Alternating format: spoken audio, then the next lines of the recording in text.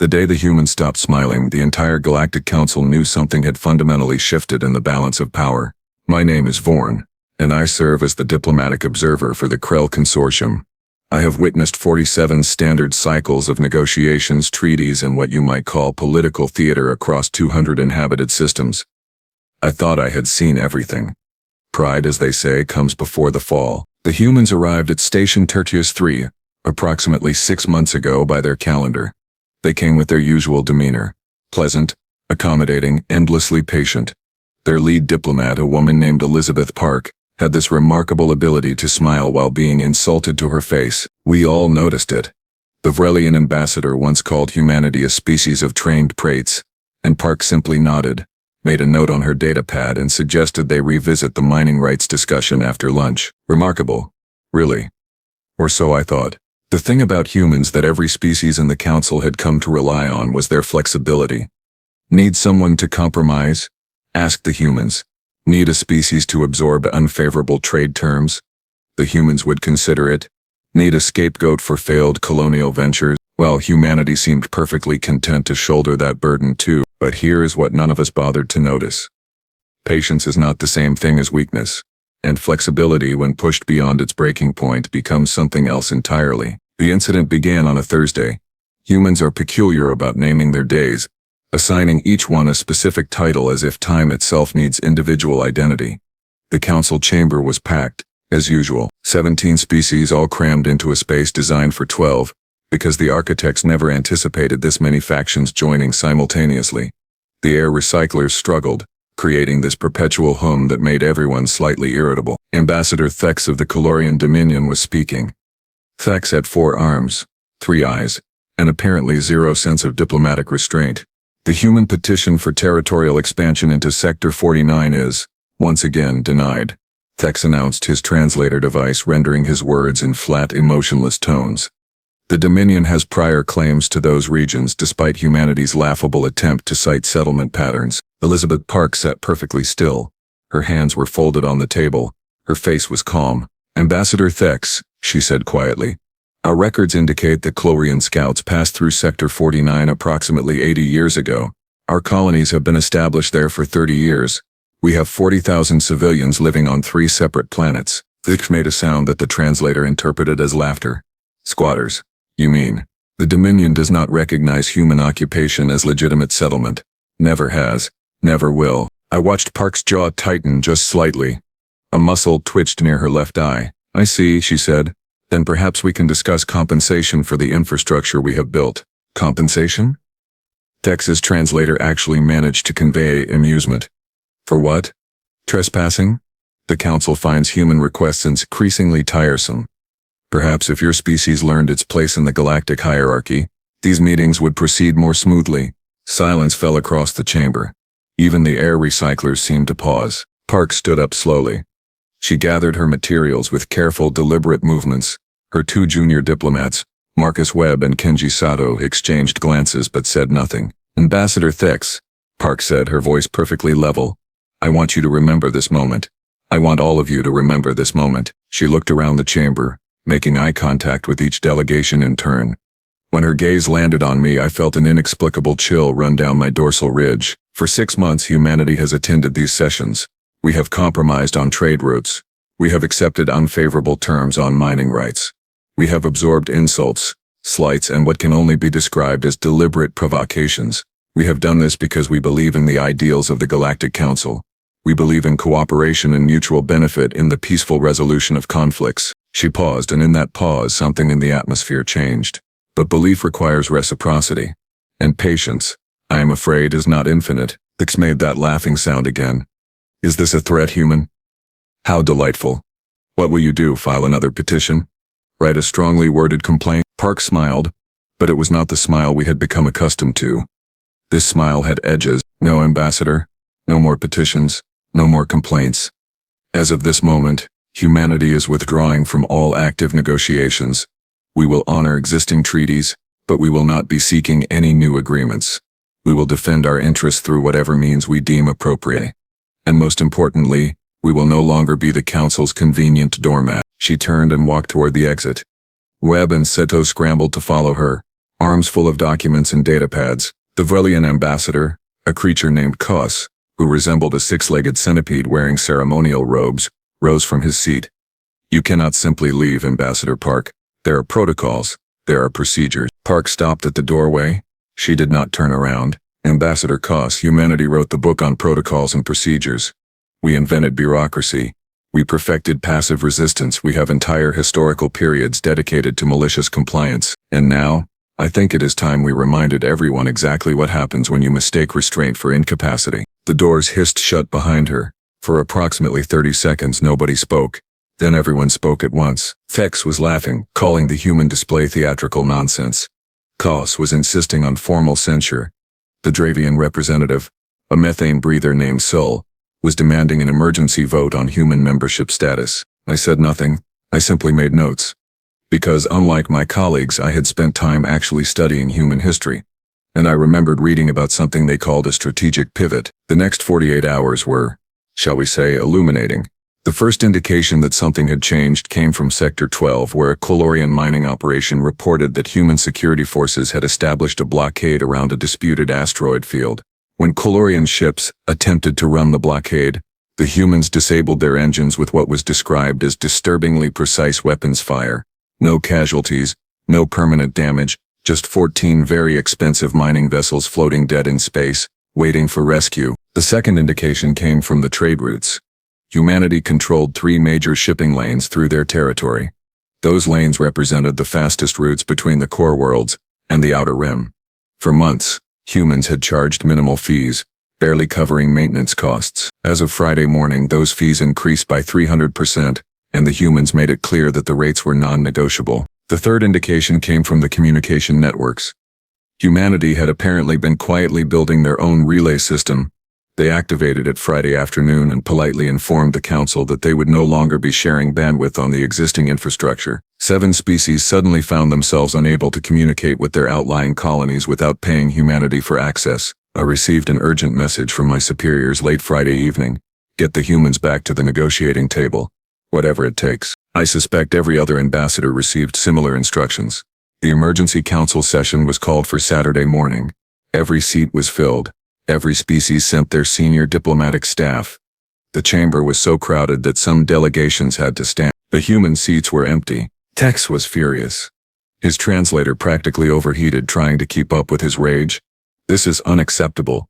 The humans cannot simply ignore a direct council summons." Chancellor Morix, the Heptarian who chaired the council, looked tired. Heptarians changed color based on emotional state, and Morix had turned a sickly gray-green. "Ambassador Thex, perhaps if you had not antagonized the humans quite so thoroughly, we would not be in this situation." I antagonized them. I merely stated facts. "You called them squatters and told them to learn their place," I interjected. All eyes turned toward me. I tried to keep my tone neutral. In human culture, such statements are considered profoundly insulting. "Who cares about human culture?" Chaos hissed. "They are a minor species. They have no significant military presence, no economic leverage, no political influence." "They have all 3, I said quietly. "We simply chose not to notice." Morix gestured for silence. "The fact remains, we need the humans. The shipping lanes, the communication relays, the mineral processing facilities, they operate in neutral zones. Humanity has made themselves essential and we treated them as expendable. This is a failure of council leadership, myself included." The debate raged for 6 hours. Proposals were made and rejected. Threats were suggested and dismissed. Finally, Morix made the decision to send a formal delegation to the human embassy with an official request for dialogue. I volunteered to lead it. The human embassy on Station Tertius 3 occupied a modest section of the residential quarter. The architecture was distinctly human. Lots of right angles, transparent aluminum windows, and what they called minimalist design. A human security officer met us at the entrance. He was young, maybe 25 standard years, with close-cropped hair and a professional demeanor. "Ambassador Vorn," he said, checking his datapad. "Ambassador Park is expecting you. Please follow me." We were led to a conference room. It was small, comfortable, with furniture scaled for human proportions. Elizabeth Park sat at the head of the table, hands folded, that same calm expression on her face. "Ambassador Vorn," she said, "I appreciate you coming personally. Please sit." I lowered myself into a human-style chair. It was surprisingly comfortable. Ambassador Park, the Council wishes to resume negotiations. I am sure they do. The blockades, the fee increases, the communication restrictions. These actions are causing significant disruption. Yes, they are. I waited for her to continue. She did not. The Council is prepared to make concessions, I said carefully. What kind of concessions? Recognition of human territorial claims in Sector 49, renegotiation of mining rights in the Kepler Belt, perhaps a seat on the Security Subcommittee. Park leaned back in her chair. Ambassador Vorn, do you know what humanity's greatest strength is? The question caught me off guard. I know I do not. Memory, she said. We remember everything, every slight, every insult, every broken promise. We remember who helped us and who hurt us, and we remember what we learned along the way. She stood and walked to the window, looking out at the stars beyond the station. For 6 months we learned exactly how the Council operates. We learned who can be trusted and who cannot. We learned where the real power structures exist. And most importantly, we learned that being nice, being accommodating, being patient, those things were interpreted as weakness. She turned back to face me. So here is what is going to happen, Ambassador. The Council is going to formally apologize. Every species that insulted humanity, every delegation that dismissed our concerns, they are going to make a public statement acknowledging their behavior. Then we are going to renegotiate every single agreement, every treaty, every trade deal. And this time, the terms will be fair. And if the Council refuses, Park's smile returned, sharp and cold, then humanity will do what humans do best. We will adapt, we will innovate, and we will thrive. With or without the Council, the blockades will continue, the fees will increase, and eventually the Council will realize that they need us far more than we need them. I left the embassy in silence. The message was clear. The humans had not lost their patience. They had simply stopped pretending it was limitless. The apology tour, as the humans began calling it, started the following Monday. I watched from my observation booth as Ambassador Thex stood before the full Council assembly, his 4 arms trembling slightly, his 3 eyes focused on the prepared statement in front of him. The chamber was silent except for the eternal hum of the air recyclers. On behalf of the Chlorian Dominion, Thex began, his translator rendering each word with painful clarity. I wish to express our regret for the disrespectful manner in which we addressed the human delegation. Our characterization of human settlements as illegitimate was inaccurate and offensive. We acknowledge humanity's valid territorial claims and commit to respectful dialogue moving forward. The words came out like he was chewing glass. I almost felt sympathy for him. Almost. Elizabeth Park sat in the human delegation section, her face completely neutral. She nodded once. A small gesture that somehow conveyed both acceptance and a clear warning that this was only the beginning. Kos went next, then Sol, then 6 other ambassadors. Each apology was documented, recorded, and transmitted across every communication network in Council space. By the end of the day, 200 inhabited systems knew that humanity had forced the Galactic Council to its knees without firing a single shot in anger. Well, except for those disabled mining vessels. But precision is not the same as violence. I returned to my quarters that evening and found a message waiting. Private channel, encrypted from Ambassador Park herself. Ambassador Vorn, I would appreciate a private conversation at your earliest convenience. The human embassy, tonight if possible. Come alone. Curiosity overwhelmed caution. I arrived at the embassy 2 hours later. Park met me herself this time. No security escort, no junior diplomats. She led me to a smaller room, more intimate, with soft lighting and what appeared to be real plants growing in containers along the walls. Humans are obsessed with bringing living things into their spaces. Thank you for coming, she said, gesturing to a chair. Can I offer you anything? We have Krell mineral supplements, I believe. No, thank you. Your message suggested urgency. She sat across from me, her posture relaxed but her eyes sharp. Not urgency exactly. More like opportunity.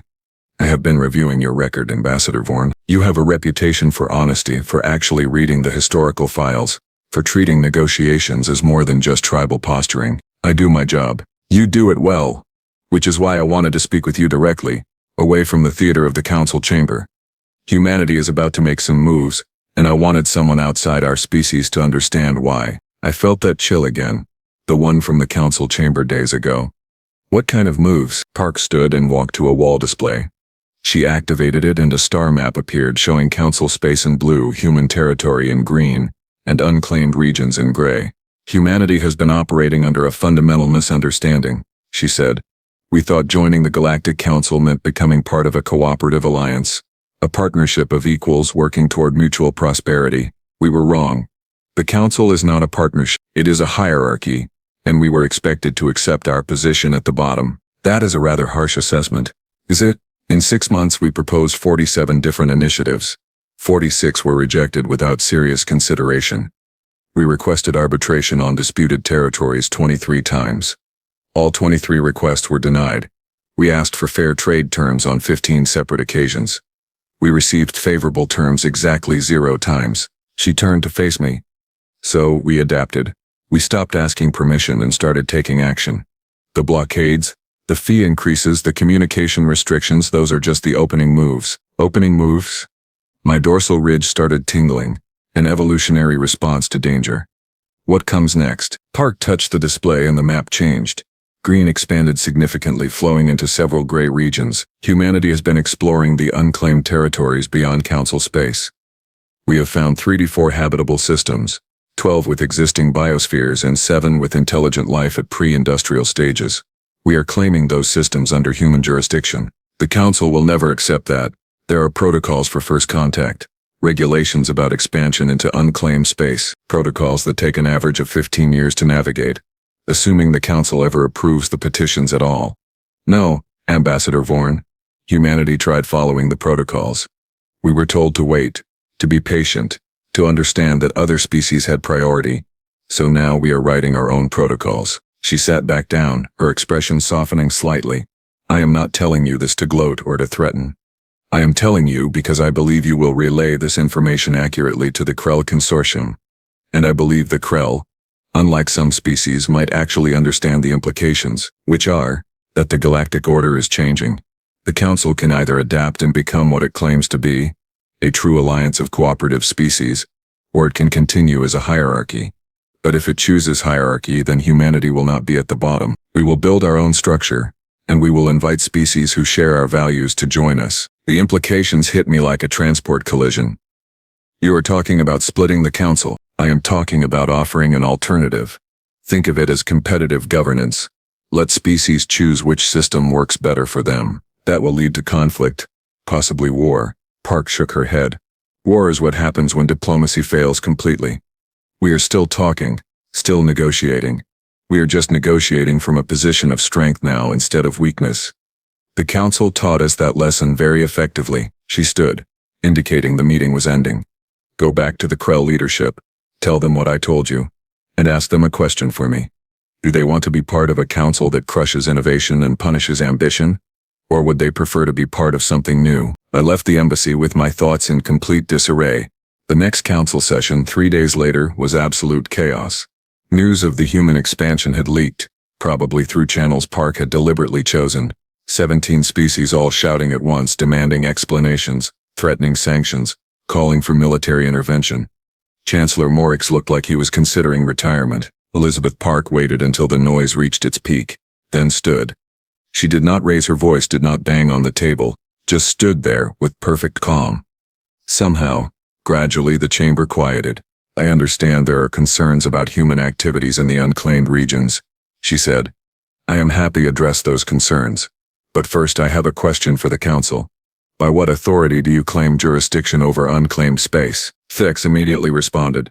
The Council Charter clearly states that all expansion must be approved by majority vote. The Charter states that expansion into regions adjacent to existing Council territory requires approval. These systems are beyond Council borders, separated by at least 20 light-years of empty space. They fall outside Charter jurisdiction. Sol hissed through his methane respirator. Legal technicalities. You are violating the spirit of cooperation. Park laughed. Actually laughed. It was not a pleasant sound. The spirit of cooperation. Ambassador Sol, your government has blocked human trade initiatives 14 times in 6 months.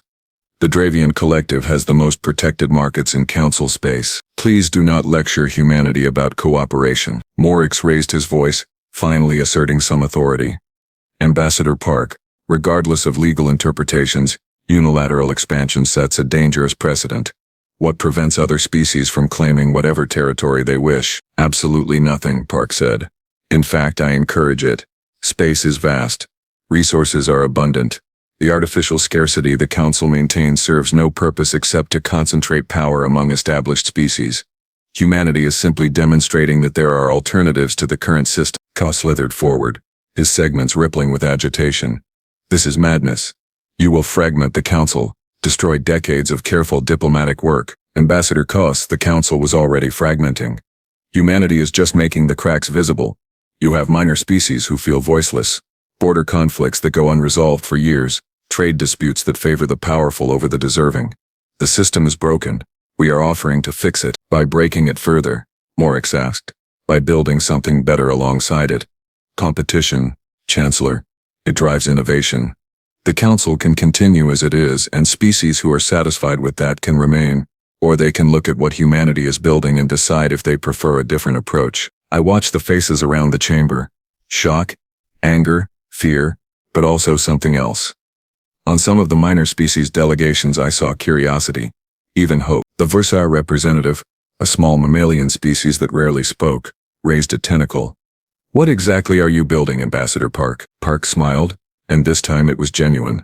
An alliance based on merit, not hierarchy. Where a species' voice is determined by their contributions, not their military strength or how long they have been in space. Where trade is actually free. Where disputes are resolved by neutral arbitration. Where expansion is encouraged instead of restricted. We are calling it the Terran Commonwealth. Terran Commonwealth. Morix repeated slowly. You have already named it. We are efficient. The framework is drafted, the principles are established, and we are accepting applications from interested species. No fees, no impossible entry requirements, no waiting periods, just a commitment to fair dealing and mutual respect. The chamber erupted again.